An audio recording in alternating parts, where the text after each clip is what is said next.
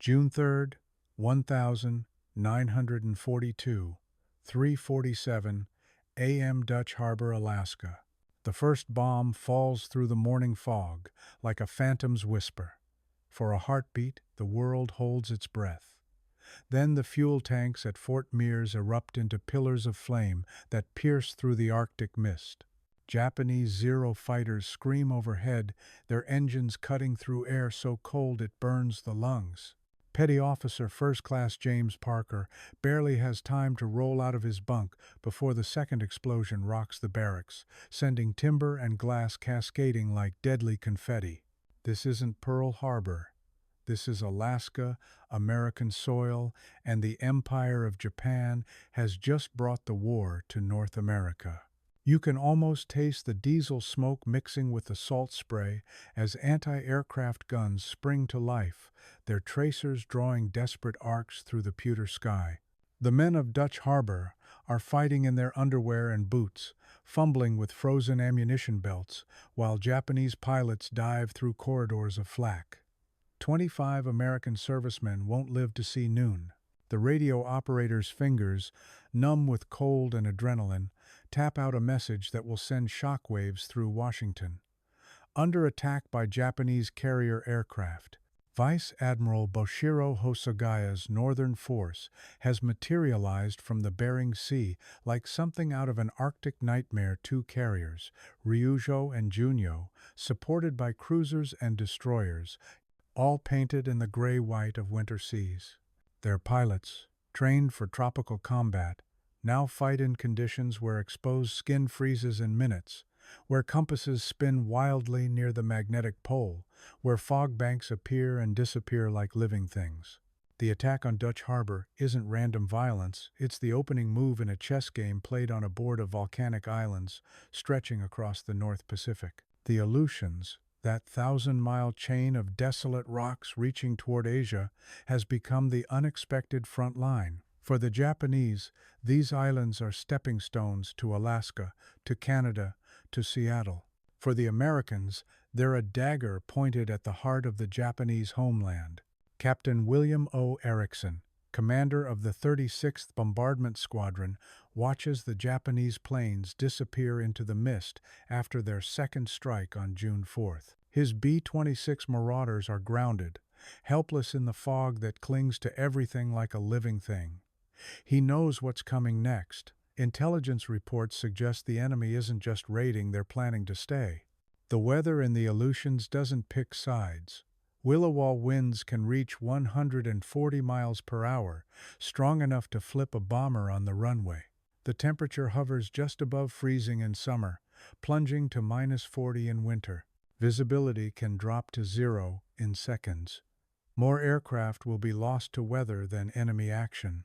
More men will die from exposure than bullets.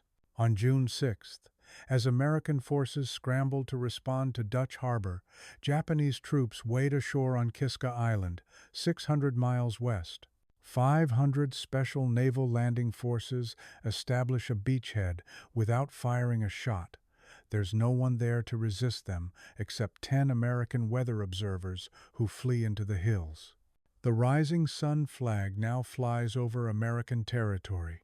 24 hours later, 1,200 Japanese soldiers land on Attu Island, capturing the only inhabitants, 45 Aleut natives, and Charles and Etta Jones, the island's schoolteachers.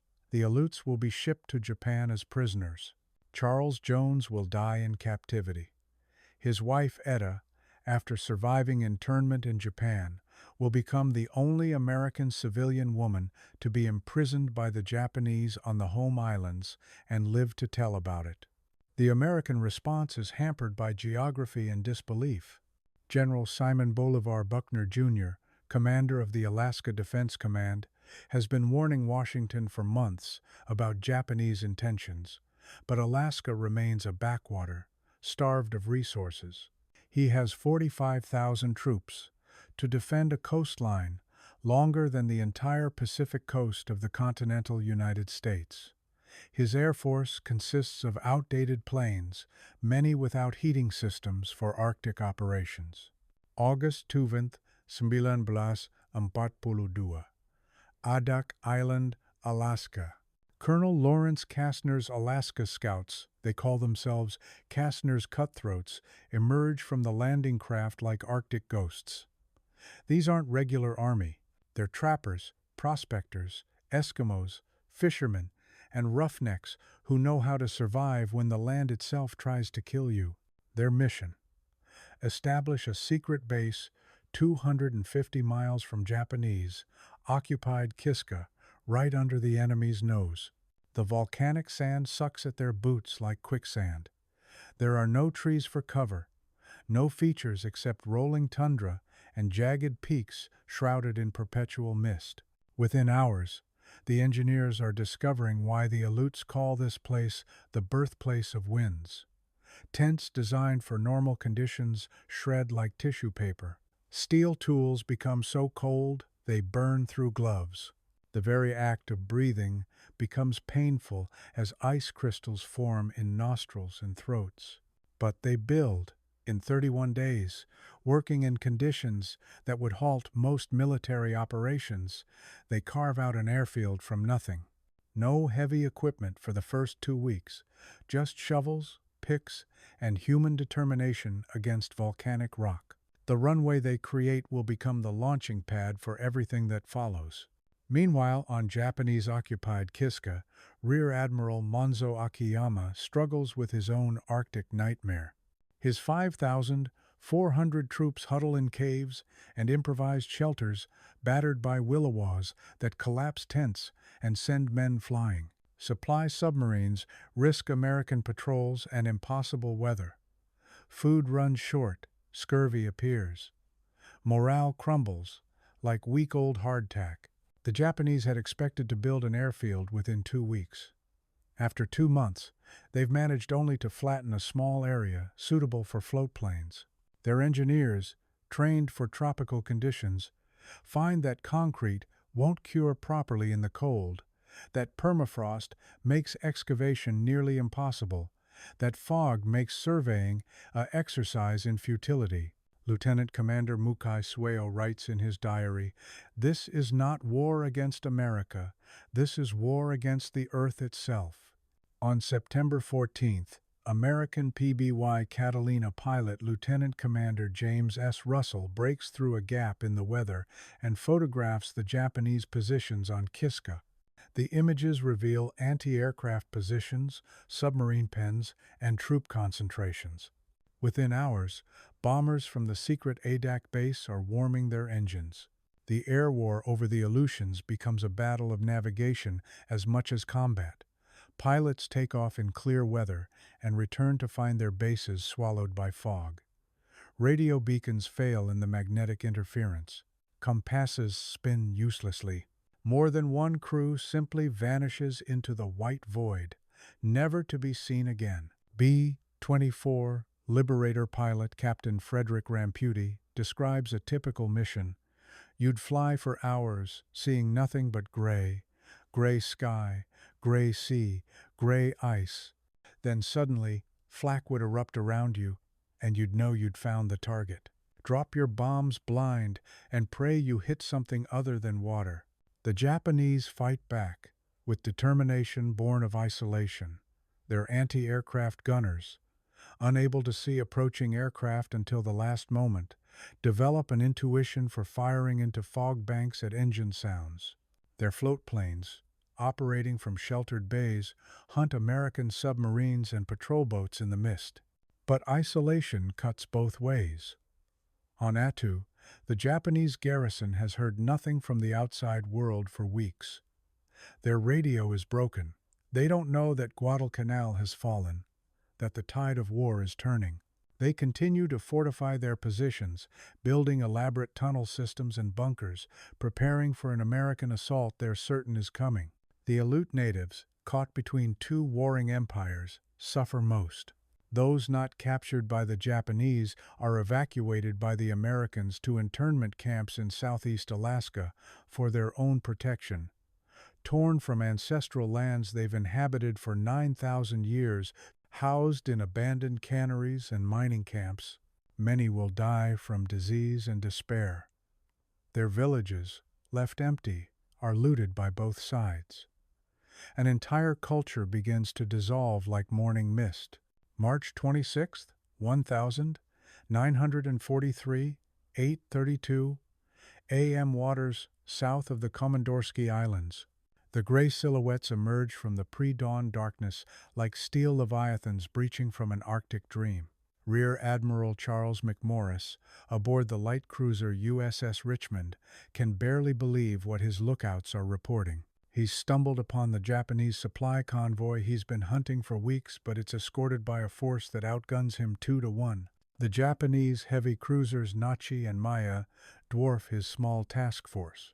Vice Admiral Hosogaya has 4 cruisers and 4 destroyers protecting 2 vital transport ships carrying reinforcements and supplies to the starving garrisons on Attu and Kiska.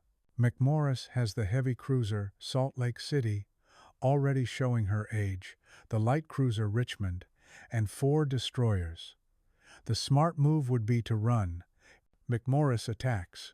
What follows is the longest continuous surface gun battle of the Pacific War. 3.5 hours of salvos exchanged at ranges that stretch from 20,000 yards down to 8,000, close enough to see the flash of enemy guns before the shells arrive. The Salt Lake City takes hit after hit, her steering jammed, taking on water, down to her last armor-piercing rounds.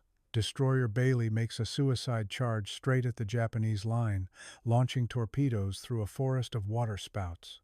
The sea itself becomes an enemy. Ice forms on gun barrels between salvos. Spray freezes on deck plates, making them skating rinks.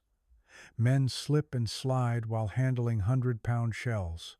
The concussion from the 8-inch guns shatters ice from the rigging, sending it down like glass rain. Then, inexplicably, with victory in his grasp, Admiral Hosogaya orders retreat.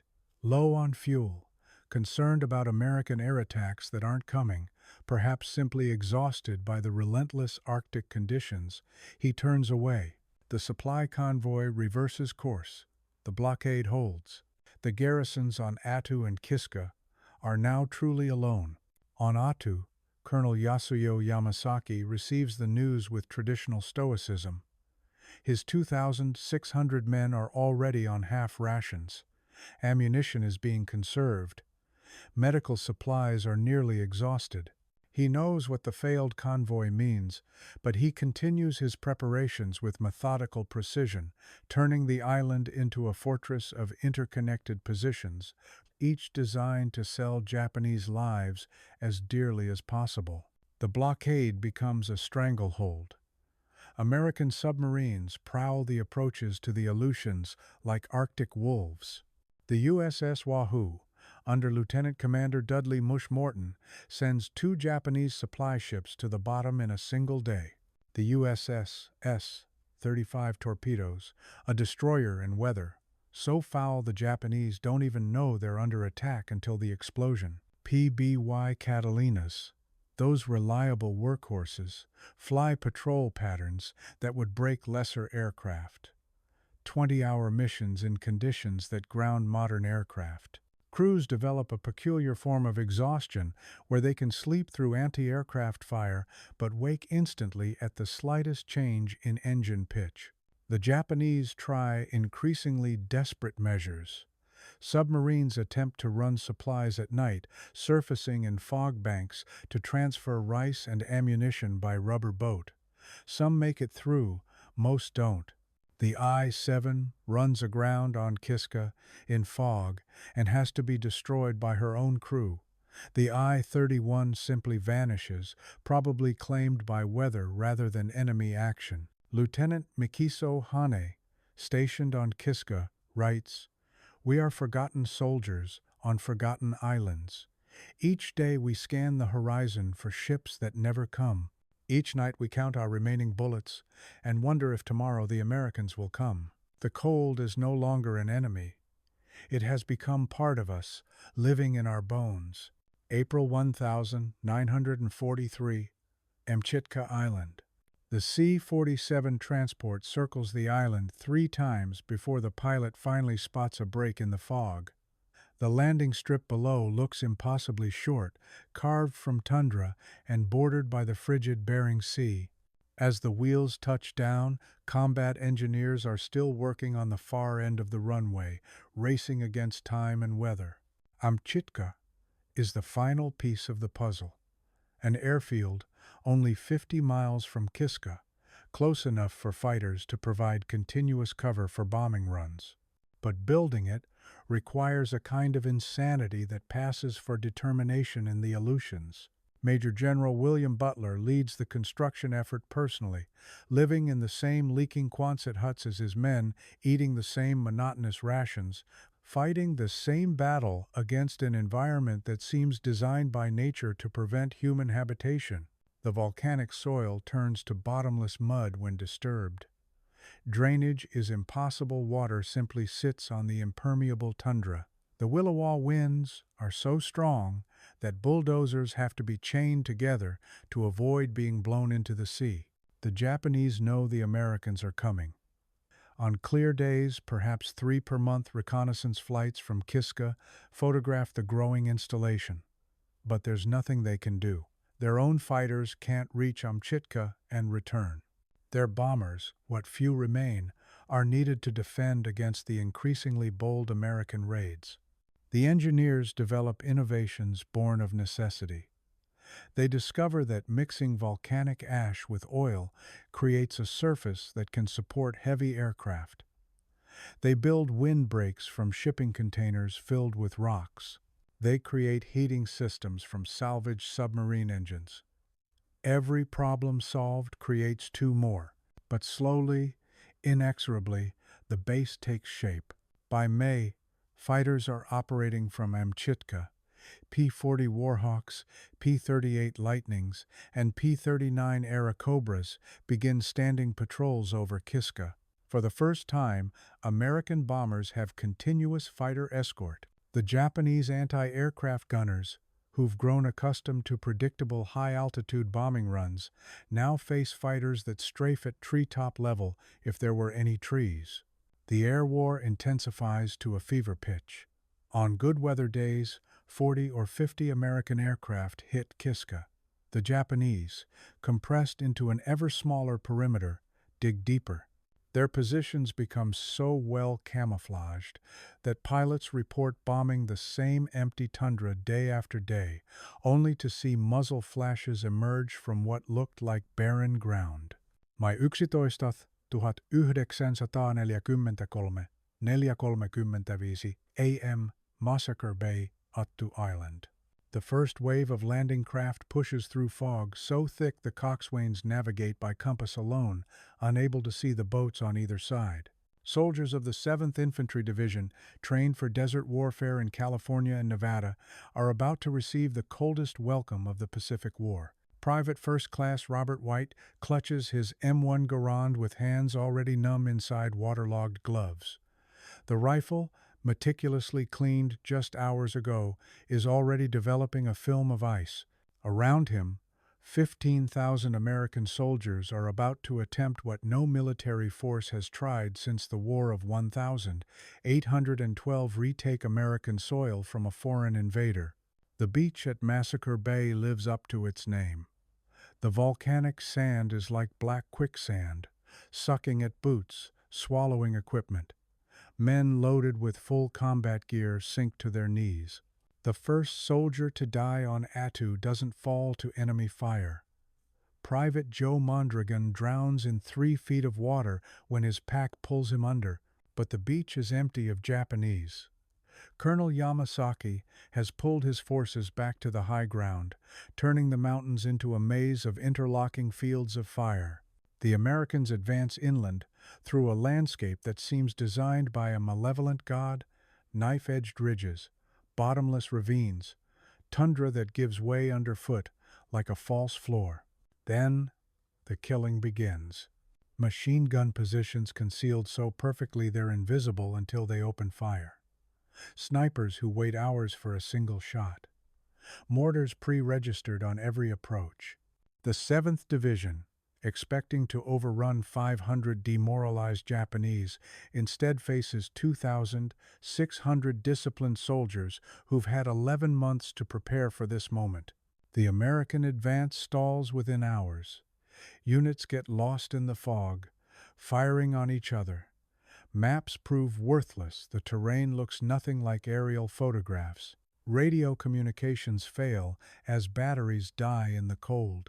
Medics discover that morphine freezes solid, that plasma won't flow, that wounded men can die from exposure faster than blood loss. On a 1,000-foot ridge, the Americans will name Cold Mountain. Company K of the 32nd Infantry Regiment loses more men to frostbite than Japanese bullets. Soldiers who remove their boots to dry their socks watch in horror as their feet swell so badly they can't get them back on. The battalion surgeon performs field amputations with a hacksaw. For 2 weeks, the battle becomes a grinding attrition. Americans attack uphill into prepared positions. Japanese counterattack at night with grenades and bayonets. The same worthless pieces of tundra change hands 3, 4, 5 times. The artillery, trying to provide support, discovers their shells often bury themselves in the soft tundra without exploding, or that proximity fuses detonate prematurely in the fog. Lieutenant Colonel James Fish leads his battalion up a near-vertical cliff face in fog, each man pulling the next up, rifles slung, completely vulnerable. They emerge on a plateau to find themselves behind Japanese lines. For 3 days, Fish Hook Ridge becomes an American island in a Japanese sea, supplied by airdrops that mostly miss, defended by men who melt snow for water and eat cold K rations because any fire draws mortar rounds. May 29th, 1943, 3:30 a.m., Chichagof Valley, Attu. Colonel Yamasaki knows the mathematics of defeat. He has less than 800 able-bodied men left from his original 2,600. Ammunition is down to rounds per man. There are no medical supplies for the wounded who fill every cave and dugout. The Americans have pushed him into a final pocket barely a mile wide.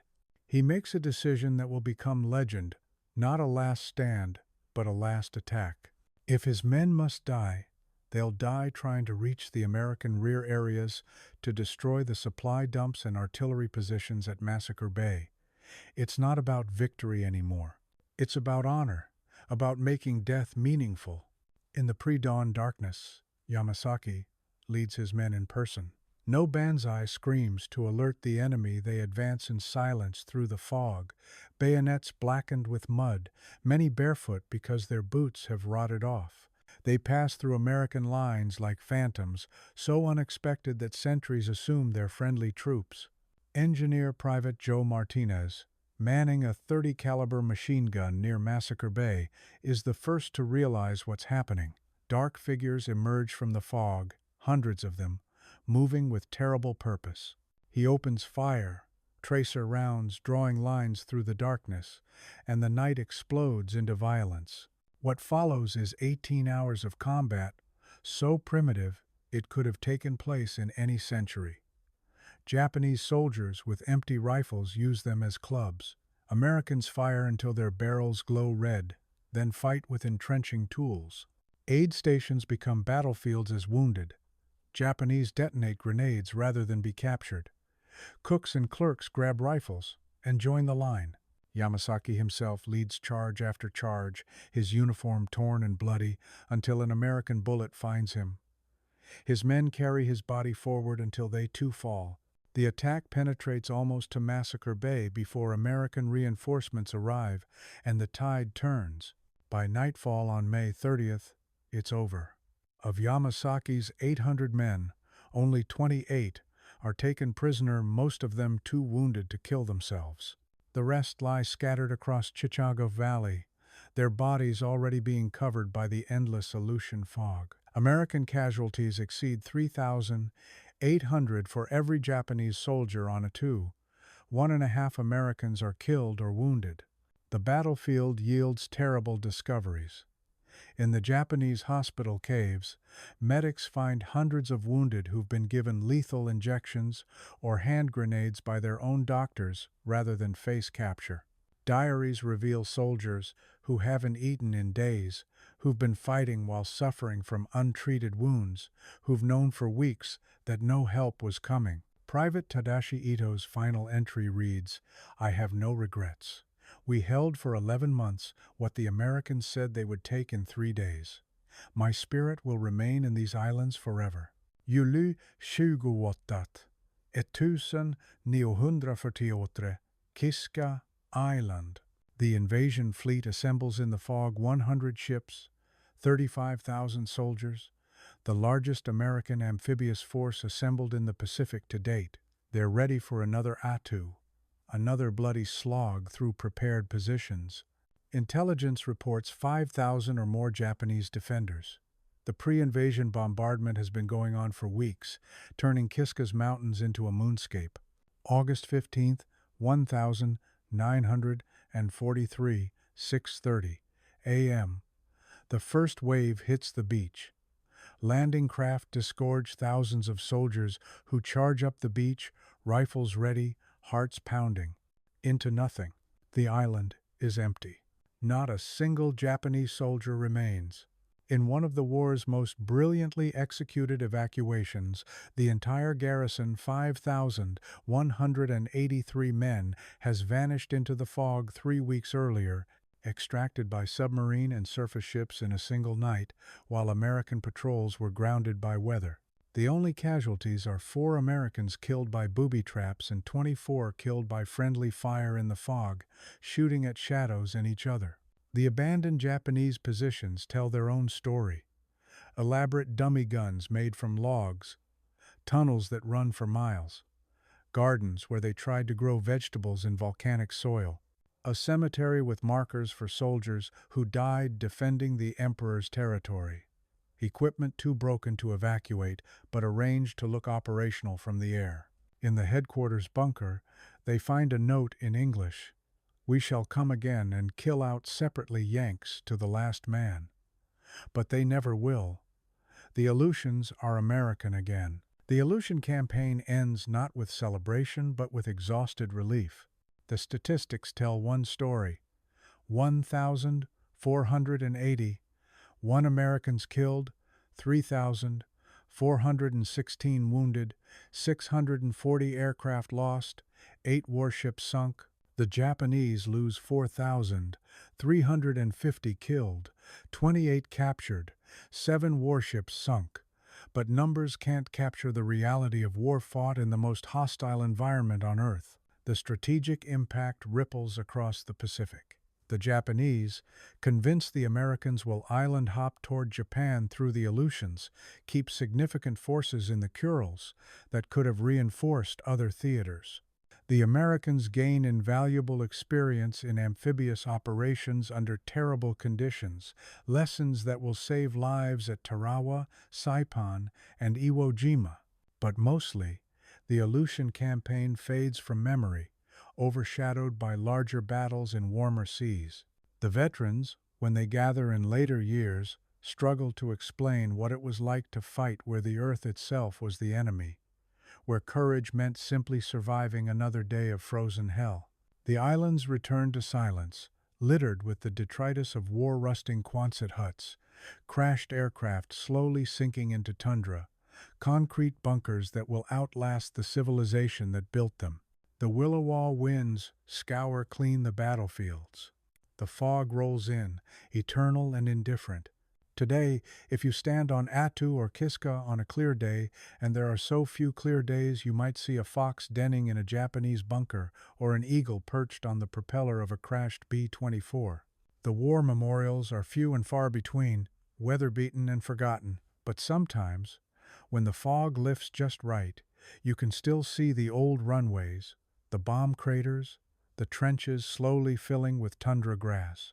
This was the Aleutian campaign where Americans and Japanese fought each other, and the elements for islands that neither truly wanted but neither could afford to lose. Where more men died from weather than weapons.